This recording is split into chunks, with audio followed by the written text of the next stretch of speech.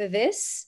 I would like to welcome David Reed, Director of Technology Enhanced Learning from the University of Sheffield.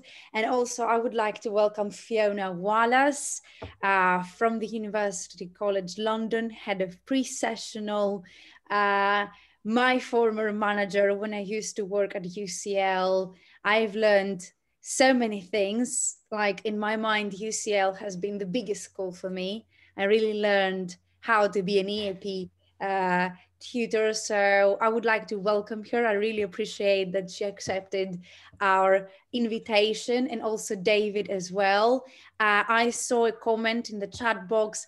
I am an alumna of the Learning Technologies in EAP course at the University of Sheffield, and it's approved by TELSIG.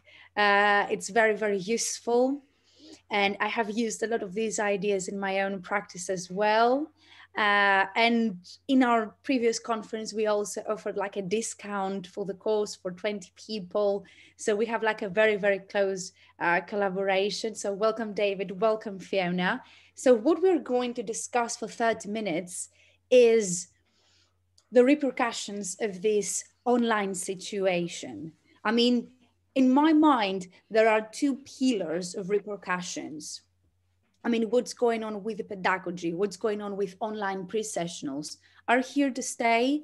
Is this online teaching thing something that we need to get used to it, even if travel restrictions are eased, even if we go back to face-to-face teaching? Is this going to be the new selling point for UK institutions? And also there is like the recruitment side and the management side. What about EAP tutors? What is the skill set we are supposed to have?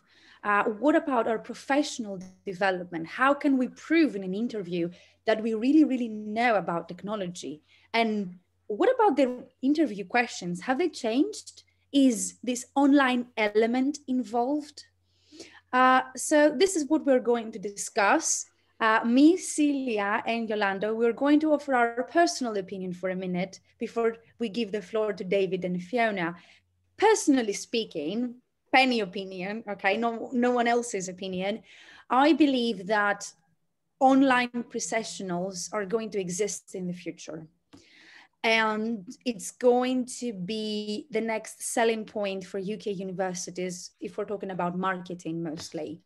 And I also believe that EAP tutors need to have like a different skill set. And I think professional development is really, really, really important these days. And I'm really doing that in myself. Just because I created TELSIG, that's why, just because we're doing this, it doesn't mean we know everything. To me, is everyday professional development. And to be honest with you, we choose the webinars according, like as an audience, what we need to learn, what we need to do. So I believe things are changing and we need to adapt to the new era. Celia, Jolanta, whoever wants to, you can share your opinion. Thanks, Penny. Yeah, just very briefly, I do agree with what you have just said, but I would say that things have already changed. We cannot stop the horse. It's obviously, you know, it's too fast. And I've seen since March, we obviously, you know, had to close our offices, classrooms, and go home and adapt all the materials for online use. And it happened to all of us, I think. And I've seen colleagues who were quite reluctant to touch a technology, do something online, because they were so, you know, they believed in kind of more traditional way of teaching and they preferred.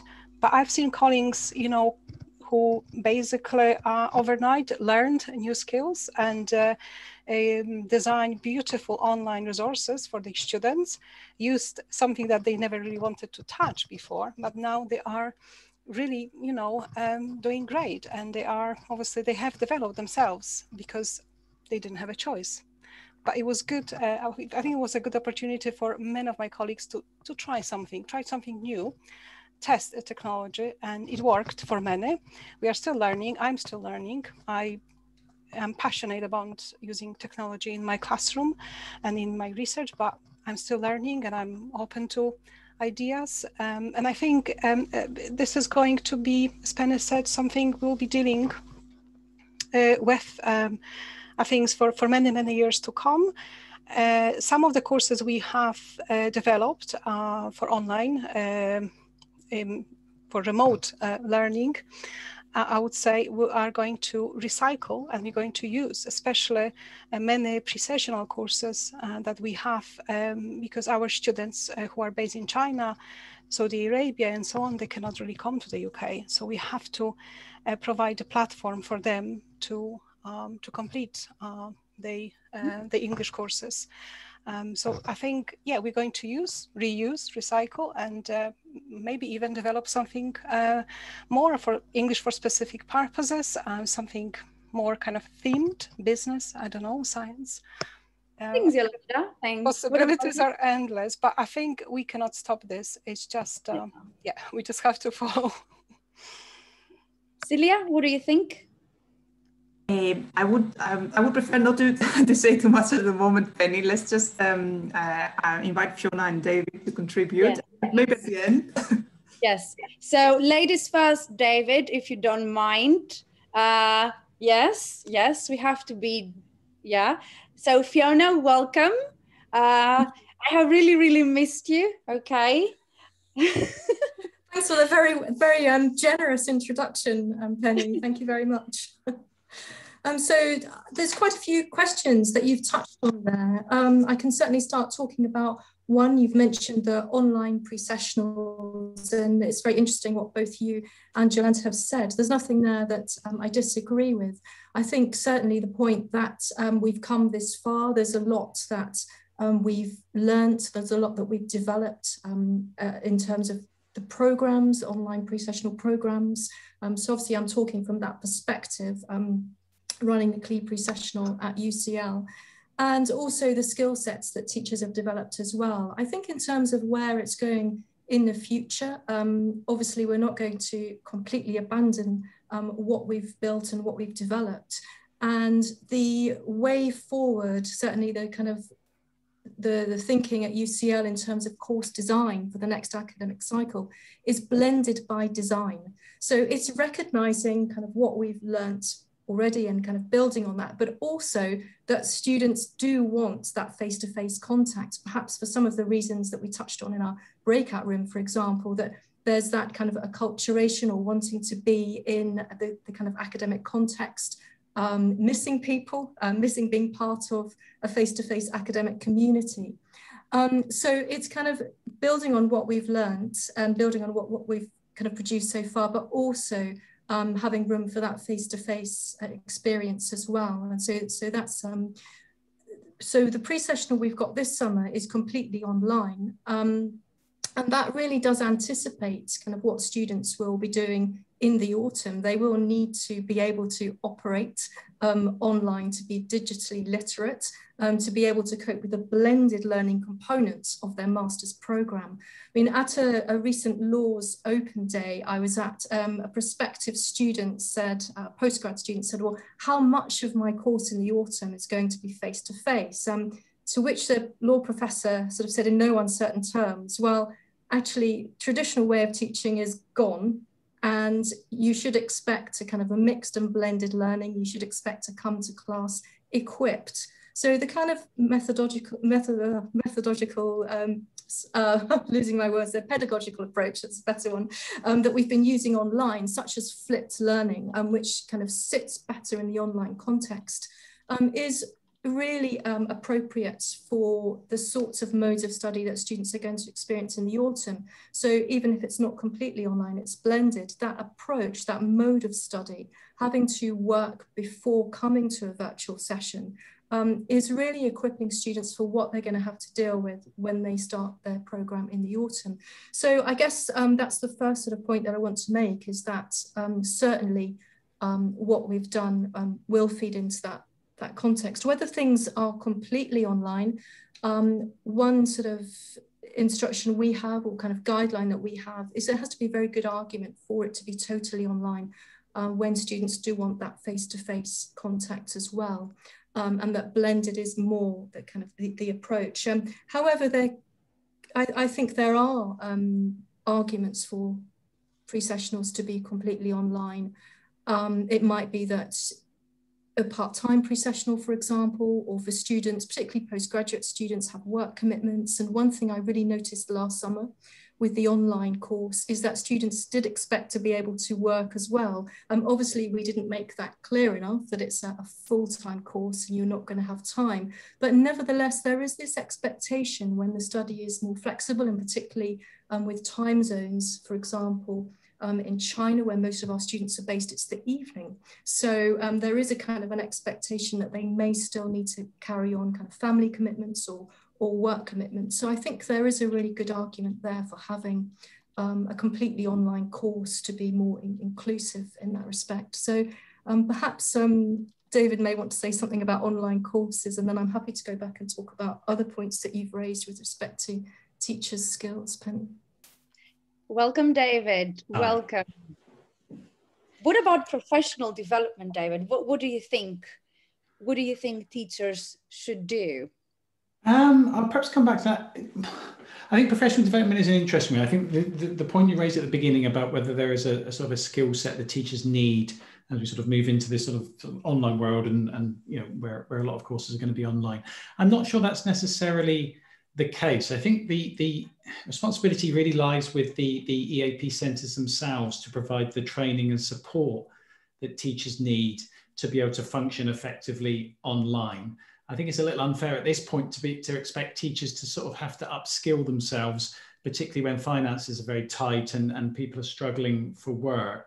So I think the burden should really come back on centres themselves to provide the kind of in-house support and training that will enable teachers to perform on the you know, pre-sessional or in-sessional or whatever kind of teaching they are doing. And I think, you know, an adjunct of this is to do with, well, you know, do centres have that support and that sort of skills and knowledge within the centre to enable that kind of training to take place? And it's a kind of a drum that I've been beating over many years, but you know, I think it's really crucial that centres start to recognise the importance of having dedicated staff within their centre who can provide this kind of technology support. And by that, I don't mean IT people or you know, the IT guy or woman or whoever it is who does the kind of, you know, fixes the printers and checks the Wi-Fi and things like that. I'm talking about teachers with substantial remission who can then, you know, provide the necessary support and help for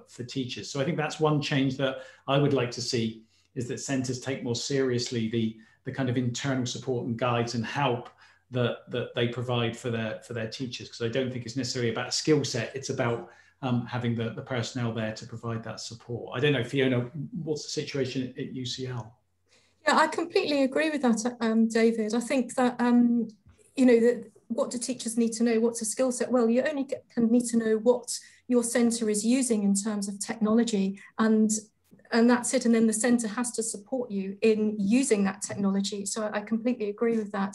And we tried to do that in our induction programme last year with the kind of Teams and the Blackboard Collaborate that we were using at the time. And I think, you know, we sort of embed that training in the first week, and that we're aiming to do that again this year, although obviously this time round, everyone's taught online. But I completely agree, it is the responsibility of us, of a centre, to provide training in those platforms.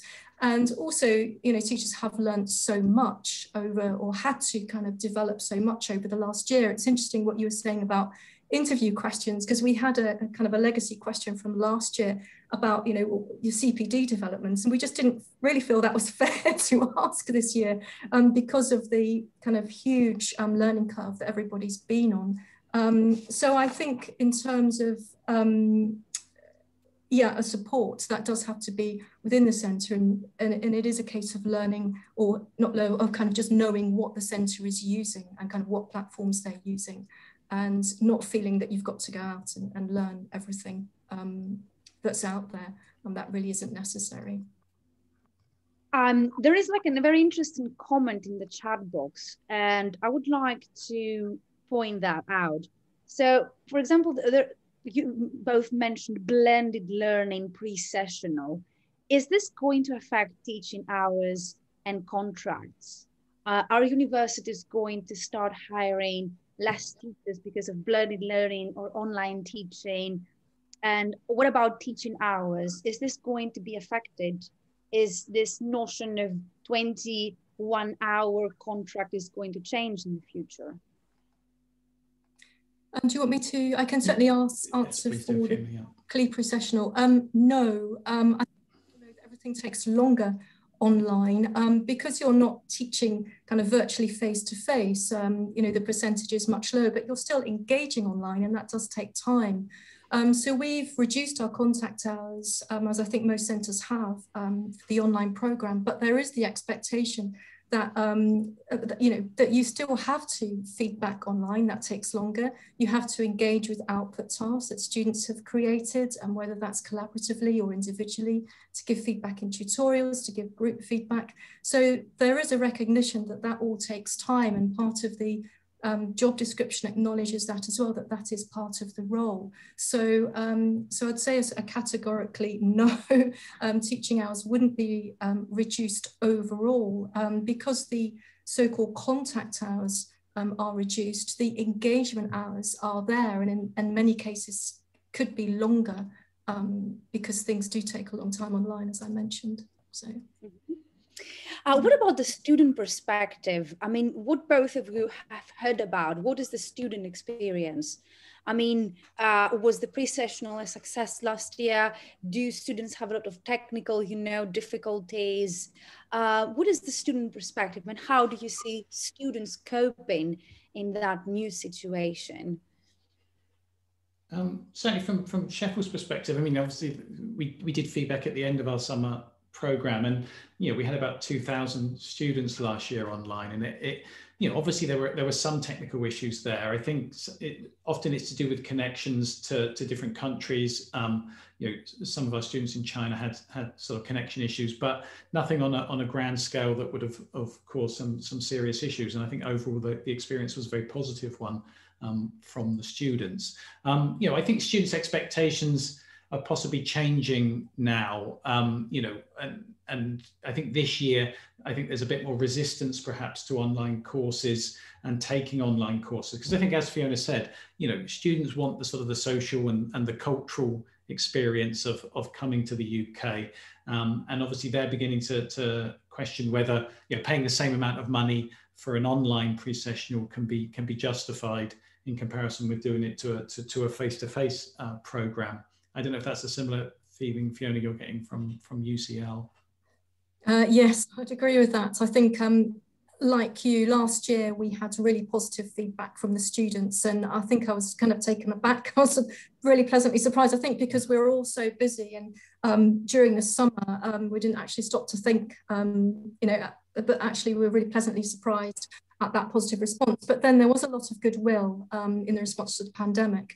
And actually, yes, I think there's a general weariness of being online at the moment. I think kind of going forward in terms of blended programs, I think there would be more take up because that is really where we've got, we've got the advantage over taking an IELTS or taking a TOEFL or whatever it is actually coming and experiencing the university and experiencing the academic community and integrating into the academic community. And that's kind of part of being successful on the follow-on course as well. So I think there does seem to be a bit of reticence, but I think it is given that students will be following a blended program in the autumn, those sorts of skills. I mean, we kind of followed up with students and had focus groups in term 1.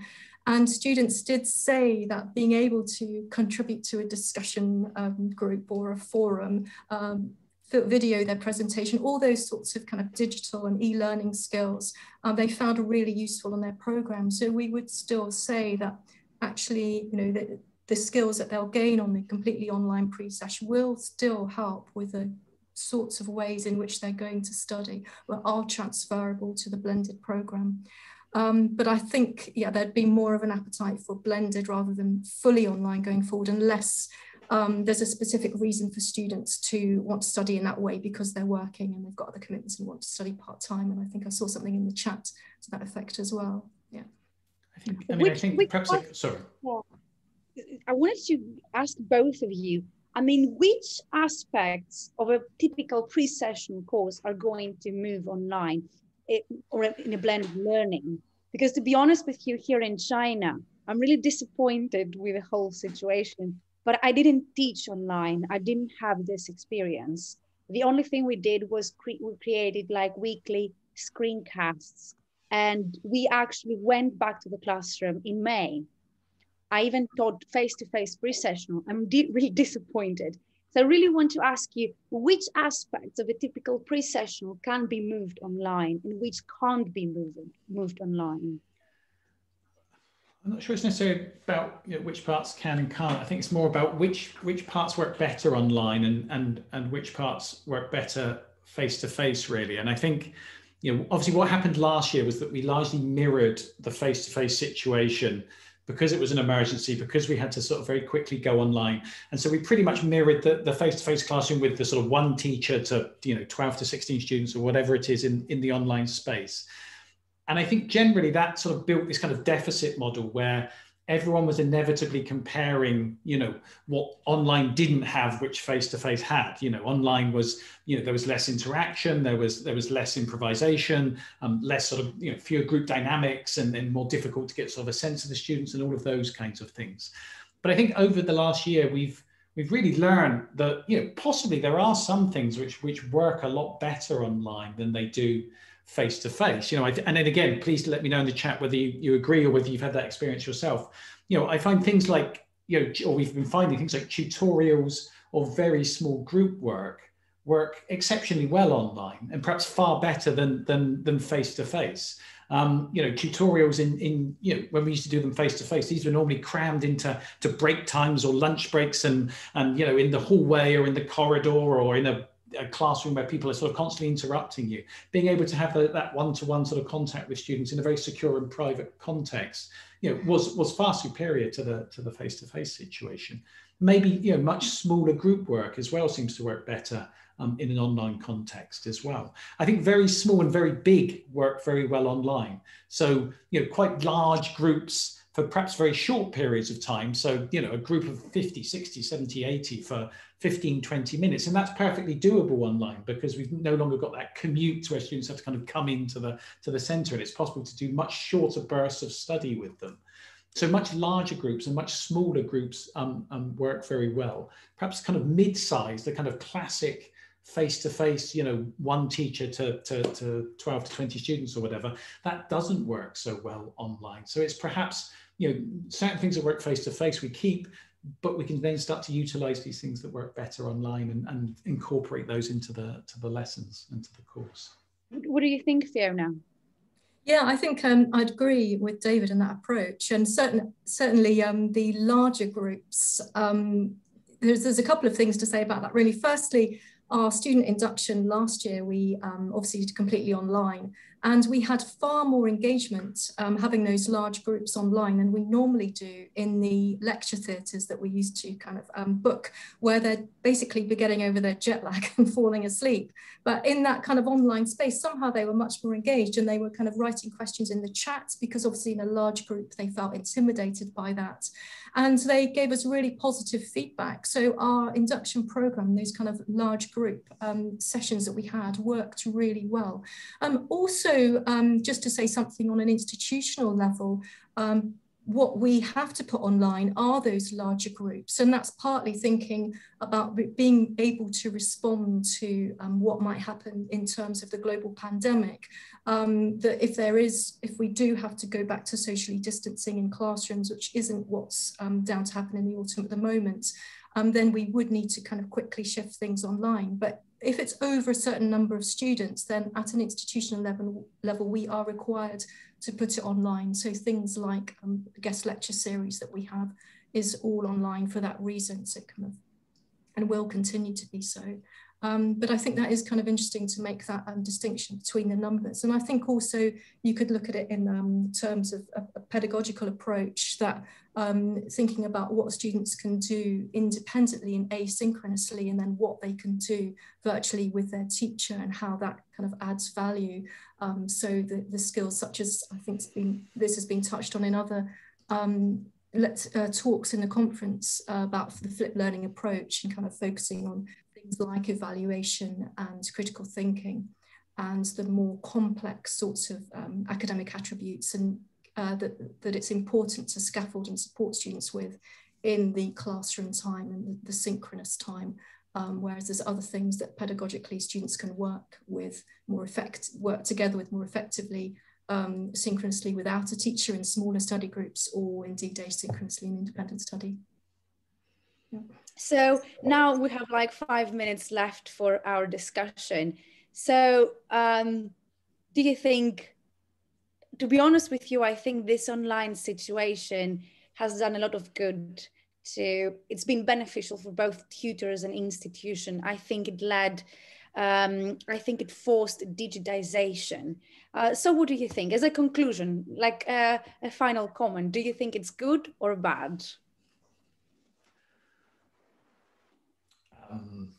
I don't know if there are good elements to it and there are bad elements to it. I mean, it's certainly, necessity being the mother of invention.